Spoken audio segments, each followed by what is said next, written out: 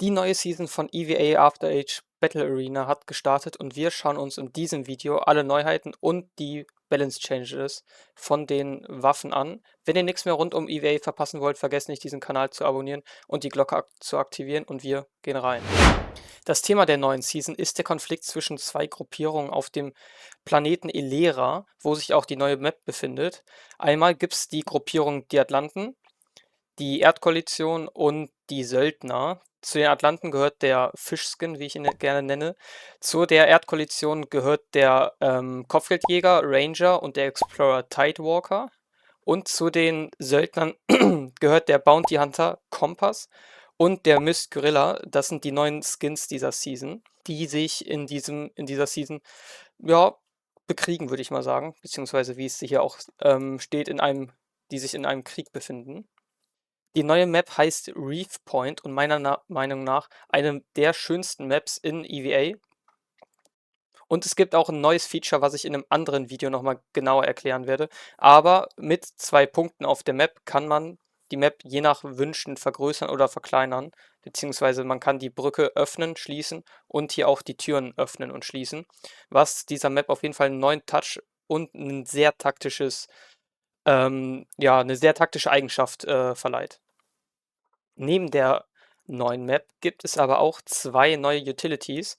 Einmal das Medpack, was einen innerhalb von einer Sekunde wieder auf 100 HP heilt, was man hier auch in einem kleinen Video sehr gut sehen kann. Die Person befindet sich gerade auf 12 HP und ist nach Aktivierung direkt wieder auf 100 HP, beziehungsweise innerhalb von einer Sekunde, was in vielen Situationen sehr stark sein kann.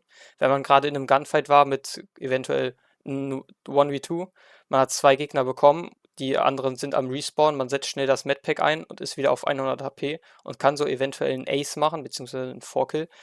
Das Medpack ist meiner Meinung nach auch das stärkere der beiden Gadgets, denn das zweite ist der Echo, beziehungsweise wie ich ihn gerne nenne, den Decoy. Ein Spieler aus dem Team kann diesen einsetzen, beziehungsweise ausrüsten. Und das ist so ein Klon, der einmal in einer geraden Linie läuft und die Bewegungen des Spielers kopiert. Die Geschwindigkeit vom Decoy ist relativ gering, weshalb ich die Stärke eher darin sehe, dass man den in Situationen einsetzt, um gewisse Bereiche zu clearen und Schüsse vom Gegner zu baiten, um zu wissen, ob da jemand ist. Deshalb finde ich, jemanden damit zu faken, dass es ein Spieler ist meiner Meinung nach eher selten. Aber um Schüsse vom Gegner zu baiten, finde ich, ist der Decoy relativ stark. Genau, hier sehen wir auch nochmal die Stats vom Decoy: 60 HP, 10 Sekunden Laufzeit, hat er aber auch 'n Cooldown von 45 Sekunden. Hier sieht man es auch nochmal, Movement Speed ist 5, was relativ langsam ist. Deshalb, wie gesagt, denke ich eher, dass die Stärke darin besteht, die Schüsse vom Gegner zu baiten, um zu schauen, ob sich jemand um die Ecke befindet. Ein weiteres Highlight der neuen Season ist der neue Modus Gun Game. Den gibt's in Solo Gun Game und Team Gun Game. Gun Game ist ein Modus, wo jeder mit der gleichen Waffe startet und nach jedem Kill ändert sich die Waffe. Je nach Einstellung, entweder wird die Waffe schwieriger, beziehungsweise es wird schwieriger, einen Kill damit zu machen, oder es wird einfacher. Aber Grundprinzip ist, nach jedem Kill wechselt sich die Waffe und die Endwaffe ist immer die schwerste. In anderen Spielen war es das Messer, hier ist es die SOCOM, also die Pistol. Ich finde, ein sehr cooler Modus, der zum Trainieren von verschiedenen Waffen sehr cool ist. Viele Spieler haben auch danach gefragt, ob's den Modus gibt, und jetzt haben wir ihn. Also, ich finde, sehr cool. Zudem gibt es auch Game Mode Updates. Das bedeutet, wir haben jetzt in den verschiedenen Spielmodi auch neue Maps. Zum Beispiel in Hardpoint gibt es jetzt im Juli Polaris und Artefakt. In Gun Game haben wir jetzt Atlantis, Ceres, Cliff und Reef Point, also die neue Map. Und im Verlaufe des Jahres kommen auch noch neue beziehungsweise weitere Maps zu den verschiedenen Spielmodi dazu, was ich sehr cool finde, weil dadurch nochmal so eine gewisse Variabilität in den einzelnen Trainingssessions eventuell mit einbesteht, und auch zum Spielen für Leute, die jetzt nicht in einem Team trainieren, ist das auf jeden Fall sehr cool, dass man nicht nur immer die gleichen Maps drin hat, sondern dass da ein bisschen Variation noch mit reinkommt. Außerdem gibt es eine kleine Änderung bei der Punkteberechnung in den Spielmodis Domination und Hardpoint. Jetzt kriegt der Spieler auch Punkte dadurch, wenn der das Objective einnimmt. So ist es deutlich einfacher, den Impact eines Spielers in einem Spiel zu bewerten. Finde ich, ist eine gute Änderung. Sonst hat man immer nur Punkte da Punkte bekommen, wenn man Kills gemacht hat. Und jetzt macht ja auch Sinn in den Modi Domination und Hardpoint, dass man auch Punkte dafür bekommt, wenn man das Objective einnimmt. Zudem bekommt der Spieler jetzt auch in der Waffe als auch als kleines Overlay kurz die Warnung, wenn sich ein Körperteil bzw. wenn sich der Spieler in der Wand befindet. Bis jetzt war es in vielen Situationen so, dass man einfach nicht schießen konnte, man sich gewundert hat, ob es jetzt ein technisches Problem ist oder ob eventuell der Arm, die Waffe bzw. der Körper irgendwie sich in den Wänden befunden hat, und jetzt bekommt man eben ein Feedback vom Spiel. Dadurch wie man hier sieht, wird dann kurz die Munition rot und es poppt so ein kleines Window auf, was bedeutet, dass man sich in der Umgebung befindet und im Moment nicht schießen kann. So weiß der Spieler halt direkt, dass er sich eventuell kurz ein bisschen bewegen muss, dass er halt weiter schießen kann.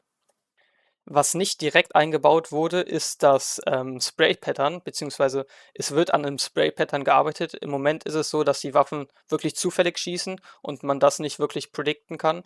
Und damit erfahrene Spieler, wie in vielen verschiedenen Spielen das auch so ist, die Schüsse beziehungsweise den Spray von einer Waffe predikten können und deutlich besseres Aim haben, wird jetzt auch ein Spray-Pattern eingefügt. Finde ich cool. Man kann so die Waffen deutlich besser spielen.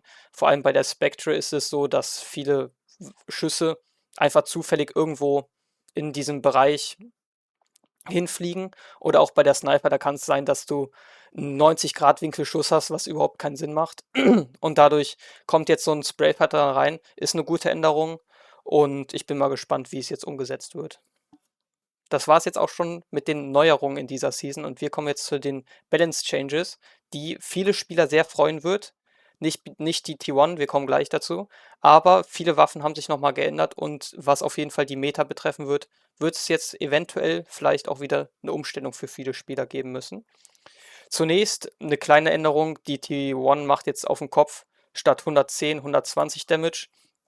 Wird wahrscheinlich trotzdem nicht viel gespielt werden, weil die halt auf die Beine, Arme beziehungsweise auf die Waffen auf nahe Distanz nicht One-Shot ist, was für viele Spieler ein Ausschlusskriterium ist.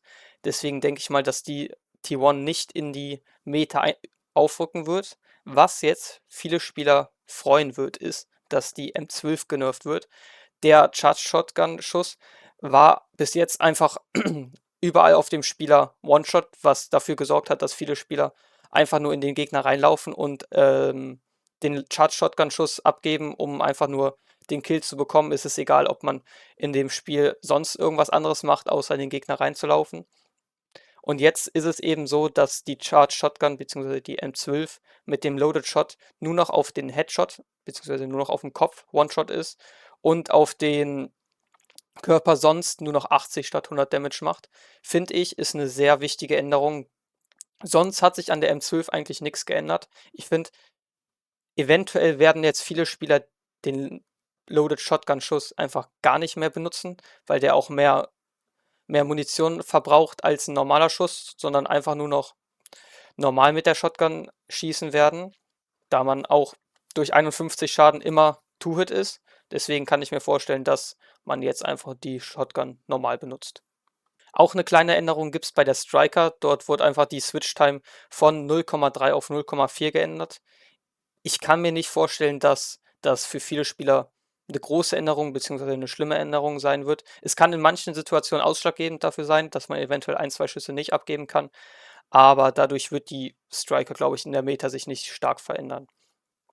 Welche Waffe sich aber stark in der Meta verändern könnte bzw. wieder in die Meta rückt, ist die MP52. Dort ist die Damage Drop Range in der Distanz verringert worden bzw. ja, verringert worden. Jetzt ist es so, dass die auf 8 bis 12 Meter 30% weniger Damage macht, sonst waren es auch nur von 8 bis 9 Metern. Und der Damage Drop ist von 9 bis 15 Meter von 45% auf 12 bis 15 Meter geändert worden. Ich kann mir vorstellen, dass so die MP52 wieder in die Meta einrückt und sich jetzt mehr mit der Spectre konkurrieren wird. Denn die hat auch eine große Änderung gehabt, beziehungsweise für viele Spieler auch eine sehr wichtige Änderung. Denn auf mehr als 20 Metern hat die Spectre sonst nur 60% weniger Damage gemacht. Jetzt sind es 90. Das heißt, man kann nicht mehr einfach mit der Sniper Spray and Pray, beziehungsweise einfach die ganze Zeit den Angle halten und dann, sobald ein Treffer gelungen ist, dann einfach mit der Spectre rein sprayen. Was jetzt in vielen Situationen nicht mehr funktioniert, finde ich auch sehr wichtig. Was viele Spieler gewundert hat, warum die SOCOM genervt wurde, denn die wurde eh nicht gespielt. Ich habe die Information bekommen, dass es sich dabei nicht um einen Nerf aufgrund von einer zu starken Waffe ist, sondern dass die SOCOM für den Modus Gun Game angepasst wurde, da die sonst zu stark war. Man konnte 4-mal in den Kopf schießen und dann war der Gegner auch schon eliminiert und jetzt brauchst du 5 Schüsse.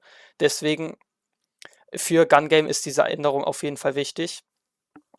Welche Änderung meiner Meinung nach, glaube ich, auch für Gun Game gemacht wurde, ist, dass die Needle jetzt anstatt 3 Headshots nur noch anstatt 3 Headshots jetzt 4 Headshots braucht, beziehungsweise der ganze Schaden einfach etwas reduziert wurde.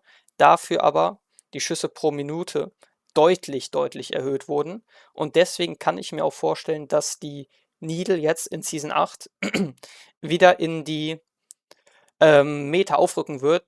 Grund dafür ist, dass die Needle kein Spray hat und durch die erhöhte APM kann ich mir vorstellen, dass die Needle eventuell die AK ablösen wird oder beziehungsweise die MX. Ich freue mich, die Needle hat mir immer relativ Spaß gemacht und jetzt mit der erhöhten RPM kann ich mir vorstellen, dass ich die in den einen oder anderen Spielen beziehungsweise auf der einen oder anderen Map jetzt auch wieder benutzen werde. Zudem gibt es noch ein paar Bugfixes, die ich jetzt nicht alle vorlesen bzw. erklären werde. Wenn ihr euch die Bugfixes anschauen wollt, beziehungsweise die Fixes, ich poste unten in der Videobeschreibung einen Link, da könnt ihr euch das durchlesen. Ja, ich finde aber, das sind einfach ein bisschen zu viele, beziehungsweise jetzt nicht so relevante Änderungen für den Spieler. Deshalb werde ich die jetzt hier in dem Video nicht näher drauf eingehen. Das war's schon mit den Neuerungen, Balance Changes und Bugfixes. Wenn ihr nichts mehr rund um Eva verpassen wollt, vergesst nicht, diesen Kanal zu abonnieren, die Glocke zu aktivieren. Und in naher Zukunft werden auch ein paar Tutorial-Videos, Nate-Line-Ups und Mikroline-Videos kommen. Vergesst nicht, Training ist das Wichtigste und wir sehen uns.